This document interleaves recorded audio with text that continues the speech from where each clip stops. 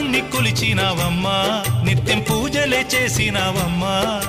గూడు చెదిరిపాయ గుండెల విసిపాయ గూడు చెదిరిపాయ గుండెల విసిపాయ కొలిచిన రామయ్య కొండ దిగిరాడాయే వందనాలమ్మా అమ్మా వందనాలమ్మా